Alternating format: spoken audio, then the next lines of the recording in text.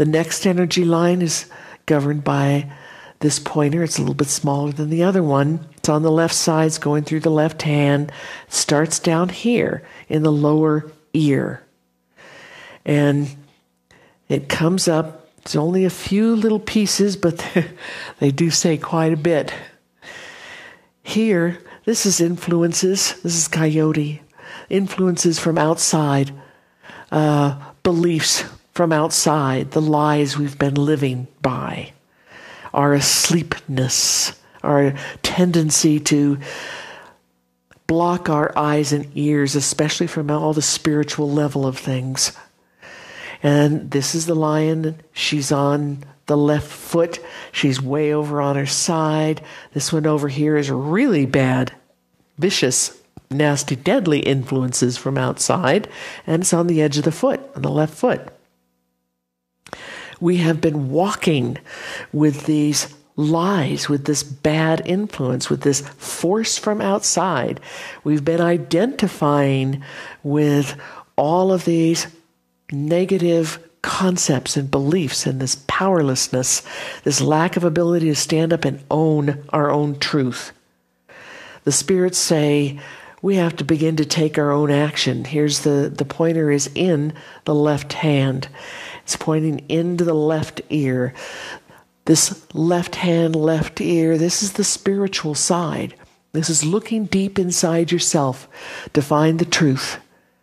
To find the truth of who and what you are, to find your own spiritual truth, your own emotional truth and health, your mental truth and health, to give up all of the blind beliefs. That's sitting on the left arm.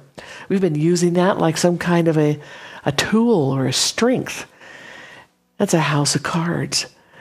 And here, right by it, is our addiction to all of that outside information, all the outside lies that we've built our lives around. We have to come to terms with that. We have to face that. We've been identifying ourselves with all these lies. We've been identifying our lives with all the lies. We identify everything that's in our culture, in our daily life, with the lies. We think that that's a real world, that those are the way things really are. They have nothing to do with the truth. The truth starts with finding this clarity inside yourself.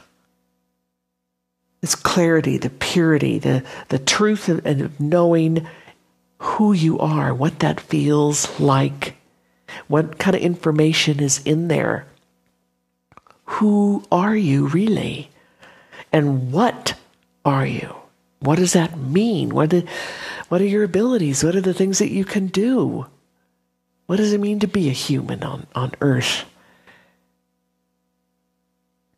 Here on this next energy line, this is the third energy line. It's kind of buried. It's almost hard to see. It's going diagonally. It starts over here in the left foot again. So it's about standing up to own your power, what we haven't been doing. We have to get back in touch with our own purpose in our life. As individuals, as groups, and as an entire species. We have to give up all of this childhood wallowing in the pit with all the poor me and the I can't. As we move down the line, everything in here is a lot of this is being repeated again because it was on the first line. We need to get in touch with how we are connected to everything else. Following this, here's the destiny again. Here's creator again. The creator energy, right side up, right. It's on the first energy line, is right on top of the third pointer.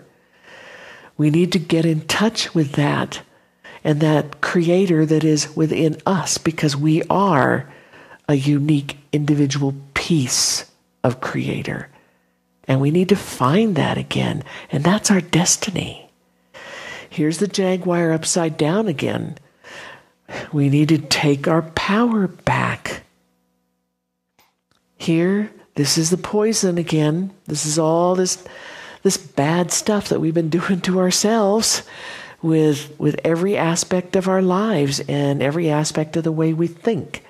And if we go out over here, we're looking at the Egyptian cat goddess Bast. That's our creativity. It's right outside the right hand and kind of off of the right shoulder. On the shoulder is the healing piece. It's pointing to these. We need to start looking at ways to heal ourselves, the spill, and all the other kind of damage that we have created and we potentially are going to be creating. We have to create the technologies and the means to do this. Over here, right on the here now timeline, this is all about standing up and owning your power and demanding that things be done, the technologies that we have, that they be used. Everything, all the kinds of different things that we have that we can put to use to help, to make a difference.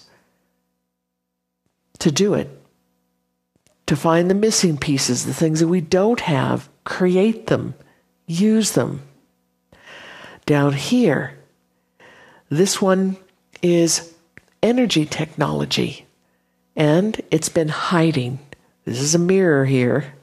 It's been in hiding. We've had it for a long time. We've had all kinds of marvelous new energy technologies, free energy technology, 0-point energy, hydrogen, all kinds of stuff. And it has been hidden. It's been kept from us on purpose.